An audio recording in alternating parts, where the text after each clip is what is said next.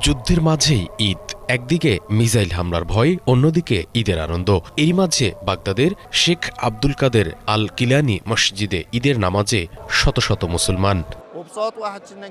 আমরা যেমন ঈদুল ফিতরের নামাজে কাঁধে কাঁধ মিলিয়ে একসঙ্গে দাঁড়িয়ে একসুরে প্রার্থনা করেছি, তেমনি সমগ্র মুসলিম জাতিকেও এক হওয়া উচিত। আমাদের শত্রুর বিরুদ্ধে ঐক্যবদ্ধ হওয়া প্রয়োজন। আমরা বর্তমানে আক্রমণের শিকার হচ্ছি। গতকাল ছিল ফিলিস্তিন, তারপর লেবানন, আর এখন ইরান, এবং বাকিদের পালাও আসছে।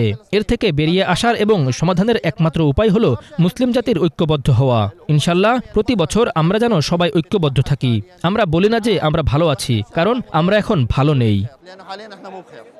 যুক্তরাষ্ট্র, ইসরায়েল, ইরান যুদ্ধের পর থেকেই আল আকসা মসজিদে প্রবেশে কড়াকড়ি আরোপ করেছে ইসরায়েল। ফলে মসজিদ কম্পাউন্ডের বাইরের রাস্তায় ঈদের নামাজ আদায় করেছেন মুসলিমরা।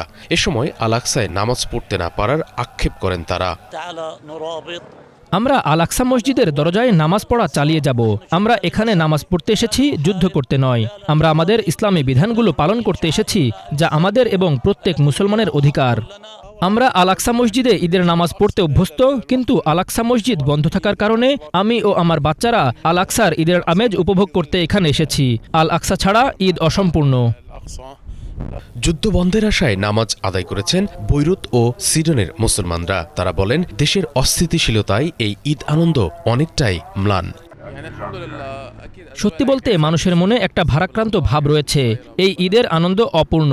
আমার মনে হয় মানুষের আনন্দ প্রয়োজন, তাদের সুখ প্রয়োজন। মানুষ সুখী হতে চায়। এই দেশের নিরাপত্তা ও স্থিতিশীলতা প্রয়োজন।